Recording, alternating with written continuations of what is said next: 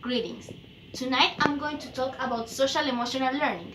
Why is it important to implement it in the Chilean classroom, as well as to present a proposal considering CEL on my ELAB experience. The first thing we have to consider is what is CEL? There are many different definitions of social emotional learning. However, according to the CASEL, or Collaborative on Academic, Social, and Emotional Learning, CEL consists on the process through which children and adults acquire and effectively apply the knowledge, attitudes, and skills necessary to understand and manage emotions, set and achieve positive goals, feel and show empathy for others, establish and maintain positive relationships, and make responsible decisions. Basically, CEL considers the development of non-cognitive skills in order to connect with ourselves as well as to connect with our environment and the people who surrounded it. Now, why is it important to implement CEL on the Chilean classroom? There are three important points that are taken into consideration. The first one is that CEL promotes better interpersonal and intrapersonal management. According to Zakruski, CEL is the awareness of thoughts, feelings, and our surroundings, meaning that we experience different kinds of things in a rich and balanced way. The importance of CEL is that it's a pro-social behavioral science, which means that it enables humankind to relate not only with themselves but also with the people around them, as well as the elements that surround us, such as the physical and unmaterial things. The second aspect is the behavioral and academical improvement that CEL have brought into different schools around the whole world. According to Leach, CEL promotes the improvement in social relationships and academic performance. And digging deeper into what Leach says, Single considers that it decreases anxiety and improves concentration, productivity, and sleep quality. It develops skills not only to be able to concentrate better in a specific task, but also to be able to control ourselves better. It basically means to help us to obtain better grades at school, as well as to behave better with ourselves and the rest of the whole school community. Also, and the last point, CEL is a new and interesting methodology for the classroom. Single considers CEL as a non-traditional program, meaning that we can implement as many courses as possible. For example, she considers that physical activity, philosophy, and meditation are some grand examples regarding CEL on the classroom. As well as CEL promotes creativity and participation of the whole school community, and there are different activities and ways to integrate CEL on the classroom. However, considering all the points I stated previously, why is it ignored on the Chilean classroom? Well, there are three different points that are connected behind the ignorance on CEL in Chile. The first point is that there is a lack of knowledge in the area. According to Matthews, there is misinformation regarding the effectiveness of CEL on different schools, meaning that we can obtain different results on the different groups we implement CEL. To put an example, when we implement CEL on a pre-K group, we can obtain very different results when we implement CEL on a 12th grade group. As well as there's the clash of agreement between the whole CEL studies that has been improved in the classroom, as well as that we have to be careful to implement CEL, because we can amplify negative emotions instead of reduce them. The second aspect is that there is a lack of initiative to implement CEL in a national scale politic. We can see CEL implemented in the pace of the different schools. On my ELAB experience, they promote coexistence as the prime value for what they want to their students to be on their futures. However, they do not propose a concrete approach to tackle coexistence and how to create a positive coexistence between students and the members of the school community. Also, in many cases, CEL courses are implemented and taught by private organizations without connections with the government on the education or the educational authorities related with the issue. And the third important aspect is that now schools are building workforce instead of autonomous human beings. instead of creating happy and motivated people to pursue their dreams, they want to create little robots to that, I don't know, they make better for in the factories or on an enterprise, on an office, instead of pursuing their dreams, their ideal careers. They want them to, for example, they want them to work on an office during 8 hours, come to their houses and eat, sleep, and repeat, instead of, for example, travel to discover themselves, to know different kinds of people, to know different environments. They want them to be there and work for them, instead of people work for themselves and their dreams. Now, in order to implement a SEL program, we have to know the context in which we want to implement this program. I'm going to implement my proposal on my ILAB school experience. My ILAB context is the Escuela Básica Bilingüe República del Paraguay. This school is located in Recoleta. It is a public school and it accepts mixed gender students, male and females. And it's an elementary school, meaning that they receive pre-K students until 8th graders.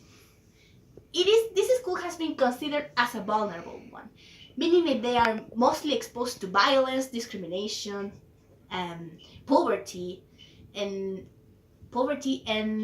segregation from the educational system. They lack many things in terms of physical elements as well as non-cognitive skills. What seems to be the problem? Well, the problem is that, at least in my experience, we can see, for example, children from pre-K to 4th grade being happy little children. They play around with themselves, they discover the world, they ask questions, they are motivated, they participate. They are basically very well taught in SEL terms. However, comparing them with their counterparts from 5th grade to 8th grade, we can see that the preteens are mostly, I don't know, depressed, they are sad, they don't know what to do with their lives, they don't know how to interact with their classmates or their teachers, they don't know how to control their primitive impulses, they don't know how to react towards frustration or rage, which this translates into the notion that older students experience lesser social emotional learning during their lives. Now, my proposal considers the program created by me, Body at Ease, Mind in Peace. This program has the objective to implement the human body into the normal classroom in order to promote funny and recreational activities to teach content, as well as to make them feel relaxed, entertained, motivated, and calm in order to tackle the content. Now we are going through the steps. The first step is that teachers have to get closer to their students. According to McDonald, positive relationships motivate positive interactions inside the classroom, meaning that teachers have the faculty to make their students feel welcomed in the classroom. As actions such as a salutation at the door, or maybe feeling interested in what they are talking, paying attention to their interests, their dreams, their aspirations, students feel like they are considered important. They feel valued for the teacher. And in this proposal, we have to consider that teachers have to create positive bonds with their students in order to get to know them and to prepare them for the future. Now, the second point is that we have to ask our students about their worries. Fifth graders and beyond are experiencing what is called puberty, which is this set of changes in our bodies and our minds. And the way we tackle the world is way different when we are children, when we are growing. Meaning that, for example, when we are preteens, we have different worries. It is at the moment that we don't know who we are. We want to build ourselves.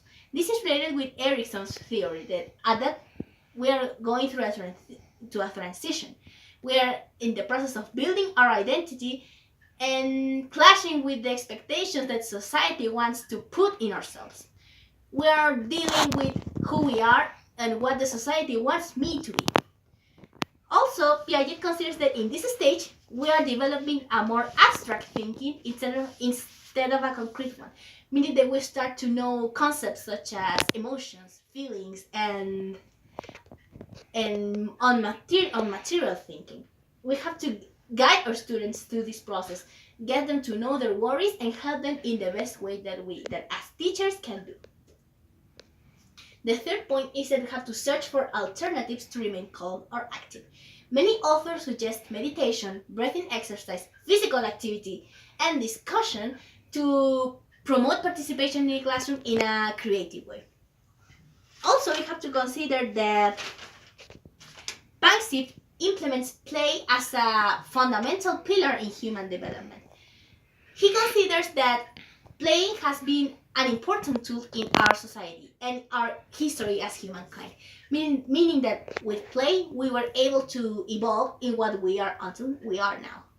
We have to consider play as an important tool not only to feel relaxed but also to be participative and to make the content more interesting for our students. Now, in the fourth step, consider looking for critical periods. On my E-Lab experience, I've detected 3 critical periods in which the motivation and the disposition toward the classroom decreases drastically. The first period is the first lecture at the morning at 8 a.m. The second critical period is the after lunch lecture, and the third period is the final lecture of the day. Those are the moments in which students just want to get out of the classroom and do whatever they want instead of being seated in a chair, in a desk, paying attention to what the teacher is instructing them. And now the action. When we had selected all the resources, we have the materials, the previous preparation as teachers, we can come to tackle our students with a creative and innovative way. An example of action it's a morning activity. For example, in 5th grades, they are learning about sports. And an ideal way to teach them about sports is by playing. For example, charades. We can imitate at a sport, and students have to come to the board and guess what his classmate is doing. The after lunch activity involves more physical movement in terms of relaxation. We can consider stretching, breathing exercises, and meditation as guidelines to make our students feel motivated and calm at the same time, to make them more attentive towards the next lecture after lunch. And finally, talking. Teaching career is basically an extension of psychology. We are dealing with different kinds of students, different kinds of children with different contexts, and we have to be able to help them through their whole worries and their processes.